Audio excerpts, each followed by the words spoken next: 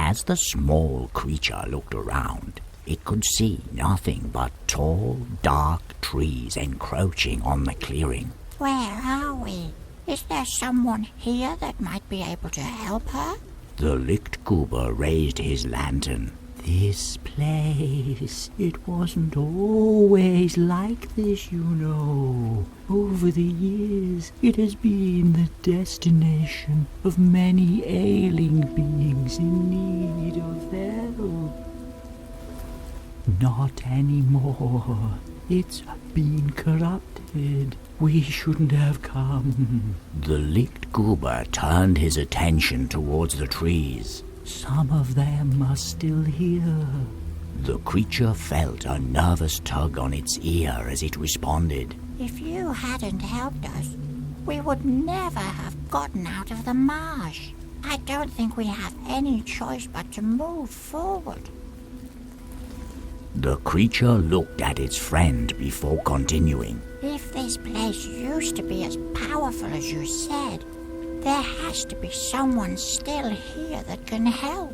I will make sure that no harm comes to her. The creature tried its hardest to sound sure of itself, and its words seemed to calm the Alva down, if only a little. Very well. If there is something that would be of help to you in this place, I hope you find it. Good luck to you both, kind friends. I bid you farewell. The Lichtgruber bowed before slowly fading away as he drifted back towards the marsh. Don't be sad. Remember how far we've come. We'll find someone that can help you. Just you wait, the creature said, giving the Alva a gentle pat on her head. You will finally get your wings. The dark woods, far too dense to travel through, were slowly encroaching on the clearing. The creature attempted to force its way through the woods, but gave up as it didn't have the strength to break the tough branches. Not even someone as small as you would fit through that thick web of branches, the small creature said to the Alva as it peeked into the dark entanglement. A strangely familiar totem, decorated with a deer skull, had been placed at the edge of the woods, spreading a pungent stench throughout the clearing. As the creature touched the pungent-smelling horn, it crumbled, turning to dust in its hands. What an awful smell! What could be the purpose of such a thing? The small creature said while looking at the Alva, who desperately tried to cover her nose. Partially hidden within the undergrowth, there was an old, scarcely decorated gravestone. The creature began to brush away the dirt from the gravestone, but it didn't appear as if there had been a name inscribed on it. It doesn't look like anyone's been here in a very long time. Do you think they got lost on their way here? The creature turned to its friend, who was tilting her head to have a closer look. What do you suppose that thing is over there? Do you see it? The creature asked the Alva, who was leaning forward in an attempt to spot the small object. Whoa! The creature quickly took a step back, surprised by the mangy arm that had suddenly appeared from below the cliff. An iron chain had been fastened to a pole at the edge of the woods, dwindling down into the darkness below the cliff's edge. The creature rustled the chain, and soon after, a fierce snarl echoed from the darkness below. The post must be buried very deep in the ground to be able to hold something like that, the creature thought to itself as it glanced down the cliff. A gleaming blade had been left stuck in the ground, not far from the edge of the cliff. The creature didn't have any trouble pulling the thin blade from the moist soil. It looks like it was once part of some sort of tool, the creature said as it watched the light bounce off the metal. A totem, crudely decorated with bone carvings and various symbols, had been struck into the ground, steadied by a pile of rubble. Another one of those strange things. I wonder why they were put here, the creature pondered, while the Alva seemed to appreciate the odd craftsmanship. As they approached it, the Alva's eyes fixed on a particular part of the totem. Do you like this one? The creature asked, removing the blunt piece of flint from the totem. A shadowy figure had begun to follow the pair as they traversed the narrow trail, yet for the moment keeping its distance from the small creature. Why is it following us? The creature whispered, while the Alva kept her eyes peeled on the dark shape remaining at their backs. As the creature moved closer, the being quickly disappeared into the shadows. A statue depicting an ominous creature was standing near the tree line. The statue was cold to the touch, apart from the area surrounding a small carving on its base. These statues must mean something, the creature said to the Alva, who was peeking out from behind its ear to have a look. As the pair walked through the woods, the shimmering stars seemed more distant than before, eager to make room for the culmination of this darkest of nights. Is the world getting brighter outside the forest? The creature wondered as the pair watched the sky through the trees' canopies. Glowson, vile and repugnant, is a large sow that dwells in the depths of the forest, her battened body covered in razor-sharp thorns. She may appear either as an omen in places about to be visited by great misfortune, or to prey on travelers walking along the forest's edge. As she runs towards her victim, the thorns on her back are said to grow larger, cutting the unlucky traveler in half as she sprints in between their legs. After she has satisfied her gluttonous urges, she returns to guard her home in the darkest part of the woods. Hello? We don't mean you any harm. Can you help us? Glowson's red eye followed the creature's movements, her mouth watering in response to the feast presenting itself before her. Never mind. We will get by somehow, the creature stuttered as it quickly backed away from the huge beast. The Alva tugged hard on the creature's ear, stopping it as it was about to move closer to the large sow. Despite the weather, the large anthill was bustling with activity. You work hard, don't you? The small creature said, as the pair watched the ants carry all manner of things into their home.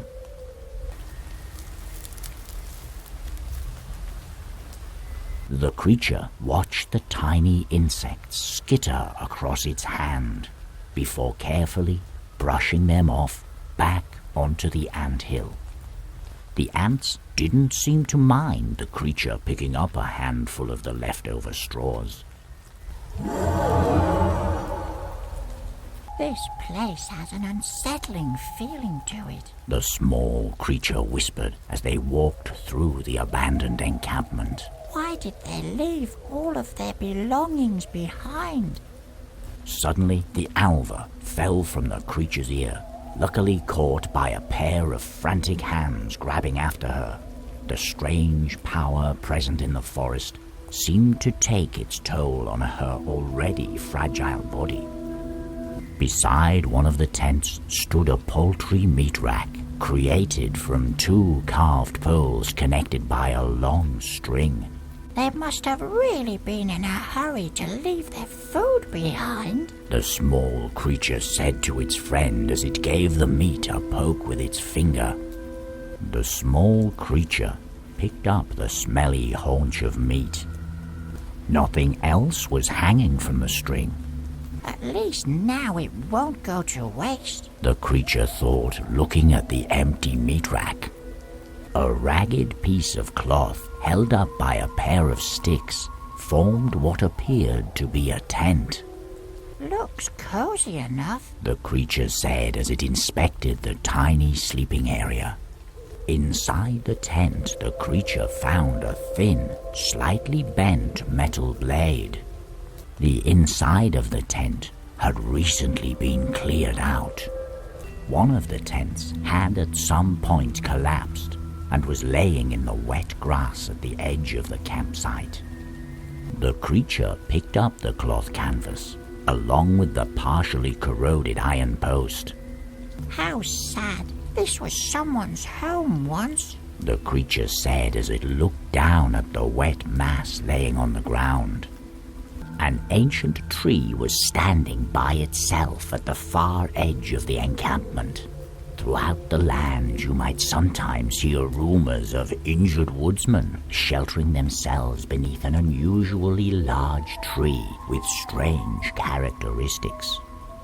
As they rest amongst its roots, they claim that the wounds fade away as if they had never been caused.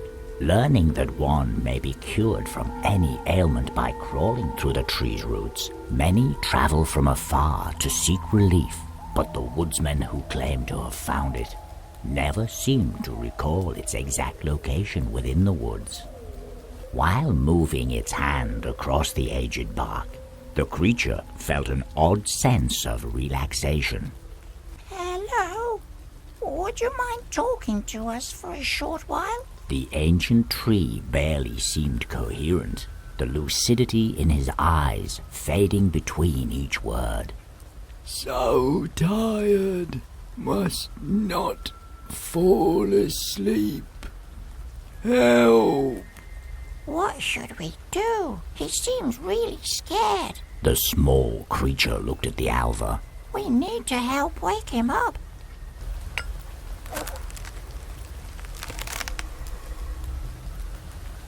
As the creature blew the smelling salt onto the ancient tree, he quickly recovered from his drowsiness. Thank you! He exclaimed in a drawn-out fashion, both eyes wide open. Thank you both. I almost fell asleep, you know, just like my brothers. You mustn't. The ancient tree's voice turned mellow as he looked out across the campsite. None of them wanted to talk to me, so I simply remained silent. Suddenly, it almost took me, the glow. Almost, but you made sure it didn't. That would have been bad, very bad indeed. The ancient tree sighed. I wish I could repay you, but unless you're in need of herbal knowledge, I'm afraid I can't offer you much in return. If you should happen to find any herbs you would like me to process, I'd be happy to help, he said before munching enthusiastically. Although I would need to rinse this horrible taste from my mouth before I could create a proper mixture. If you're in need of my help, could I first trouble you to find me something scrumptious that will restore my taste buds? Delicious! The ancient tree exclaimed as he bit into the ripe blackberries. It's been a long time since I tasted something like this. Good things don't like to grow here anymore, you see.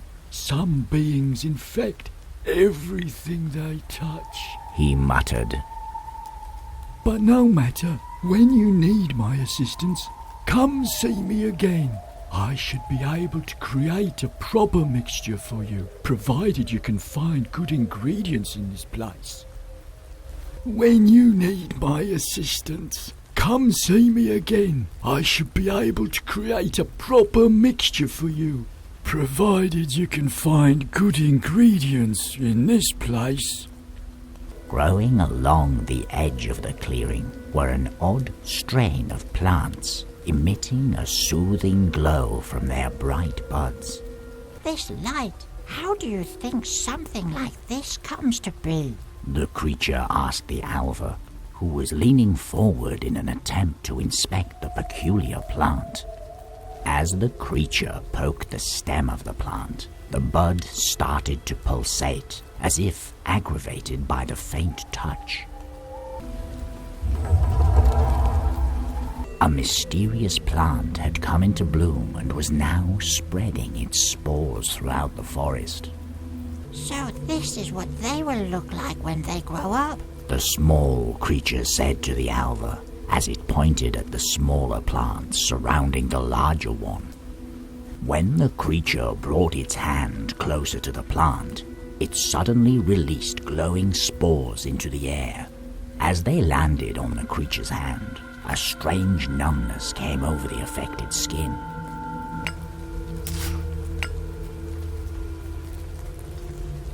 With a quick snip of the scissors, the large plant fell down in the creature's hand.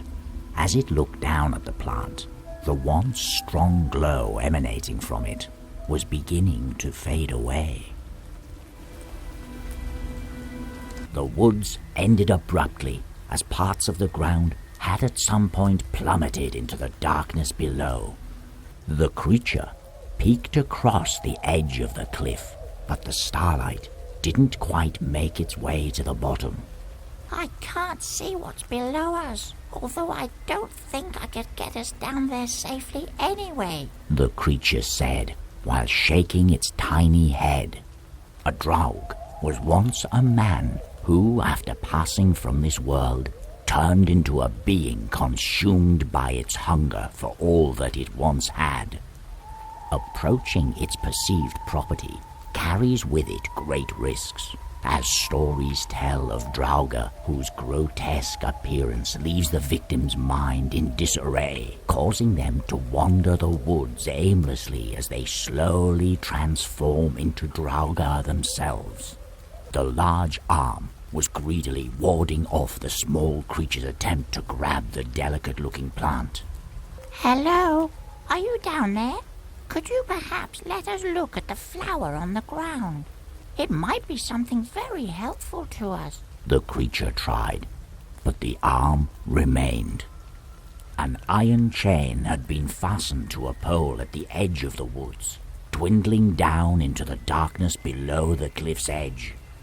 The post must be buried very deep in the ground to be able to hold something like that, the creature thought to itself as it glanced down the cliff.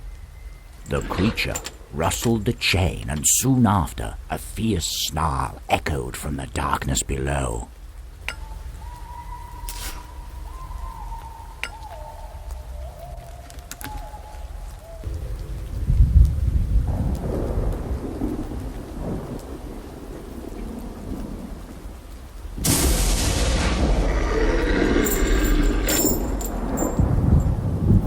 As the Draug fled into the woods below, the creature was able to move a bit closer to the cliff's edge. In its escape, a ring had fallen from the Draug's finger, now glimmering in the darkness. The creature held it in its palm while they observed it. It almost appeared as if it had somehow been affected by the power of the sky's lightning, the gem decorating it clearly reflecting the star's light, almost amplifying their glow. With the recent departure of the Draug, the white plant was lying exposed on the ground. Isn't this one the prettiest we've seen so far? The creature asked the Alva, who responded with a slow nod as her eyes lingered on the plant. The creature marveled at the beautiful plant as it slowly extended its tiny hand to pick it up.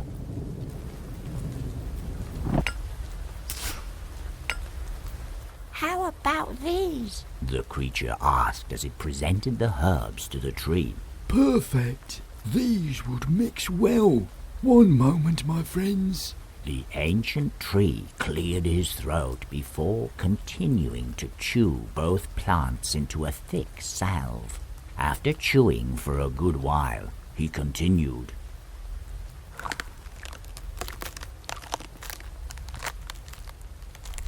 There you are. I hope this will aid you in some way. Be careful with it, though. This turned out to be a very potent mixture. What I'd give to have some more of those juicy berries. The ancient tree mumbled as the pair took their leave. Here you are. It looks very tasty, doesn't it? The creature presented the haunch of meat before Gloson's frightening jaws. The gluttonous sow quickly sunk her teeth into the smelly flesh, instantly devouring sinew and bone alike. Not satisfied by the meal, she once more turned her attention towards the small creature fidgeting before her. Good, wasn't it? The small creature tried as her jaws opened. Then her expression changed, the hungry mouth turning into a wide yawn as she proceeded to rest her head against the moss-covered stone.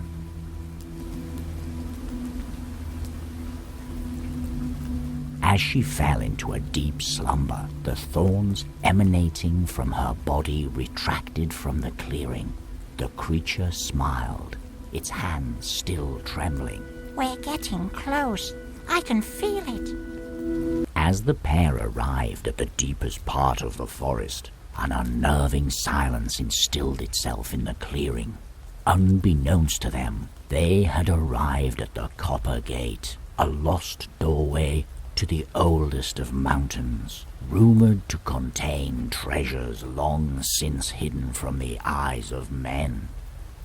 As they stood there, the faint wind carried with it soft-spoken whispers in a strange tongue throughout the woods, spreading a sense of unease to plant and animal alike. A couple of branches had fallen down from one of the spruce trees surrounding the clearing. What are you doing on the ground? You should be up there. The small creature thought as it looked up into the thick web of branches. The creature reached down and picked up the two branches. A chisel had been left firmly stuck in the soil.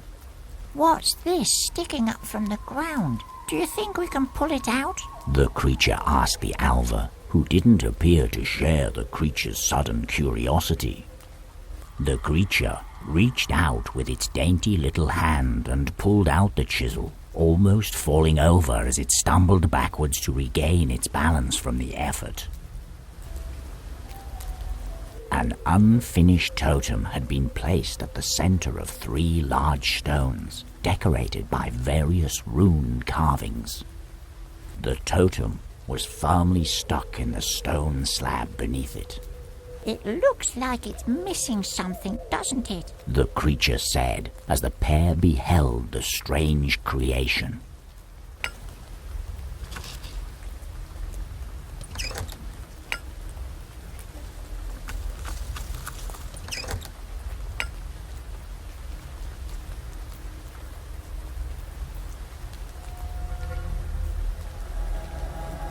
As the pair silently beheld the totem, a warm energy began to spread from the boulders surrounding it. The radiant light quickly engulfed the clearing, amplified by the Vitorm's magical skin. The shadowy figure appeared entranced by the glowing totem, not reacting to the pair's presence any longer. Hello? Why were you following us? The creature whispered, receiving no reaction. What happened in these woods? It tried, this time a bit louder, but still could not get the attention of the strange being. As the shadowy being didn't seem to mind, the creature and Alva decided to borrow the pages and stone fragment hanging from its waist, hoping to find some sort of clue regarding the strange place they currently found themselves in. However, as they had a closer look, neither of them were able to make out the words scribbled on the torn pages.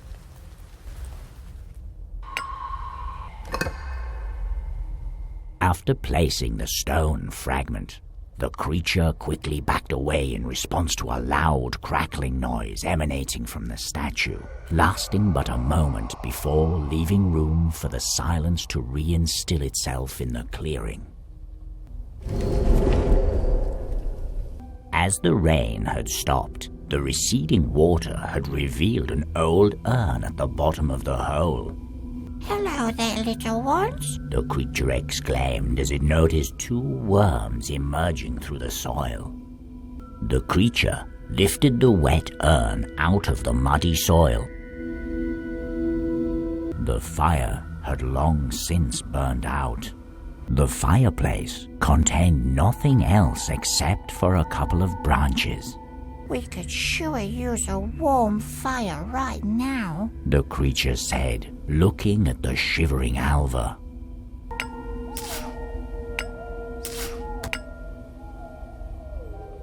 Striking the piece of flint against the horseshoe caused tiny sparks to scatter onto the tinder.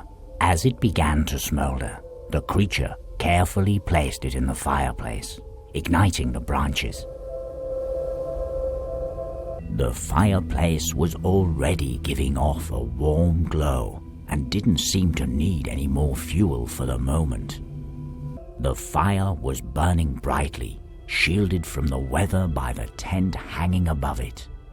That's much better, the creature said as it warmed its tiny hands by the flames. As the creature held the chisel amongst the coals, the heat caused it to glow red, retaining the intensity of the fire for a short moment before beginning to lose its warmth. The remains of the severed chain now dangled slowly from the wooden post. The creature's weak arms were unable to pull the chain off of the post.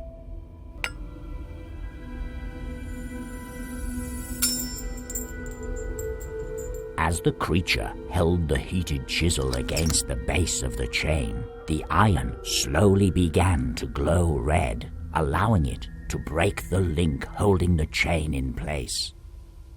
Even after the Draug had broken the chain, the pole didn't look to have been moved even an inch.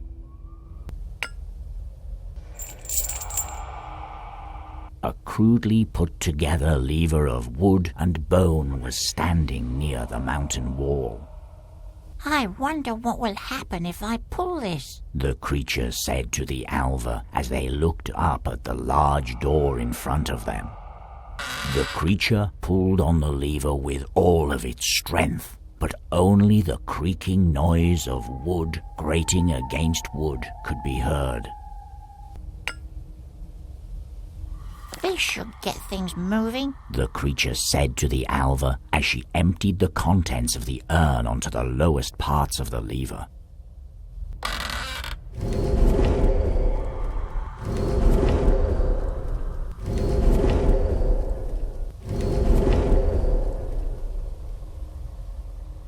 Over the centuries, many have claimed to have seen the Copper Gate, although its shape seems to vary from one tale to the next, and when being asked to show others its location, none seem to recall the path they only recently trod.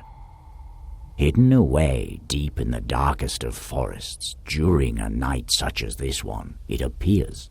However, don't let its lackluster appearance fool you, as it is said to have been created long ago to protect the most powerful of magical beings. The small creature touched the coarse stone, feeling a powerful aura emanating through the gate. This is it, the creature exclaimed. I'm sure we'll find a way to finally get you your wings beyond this gate.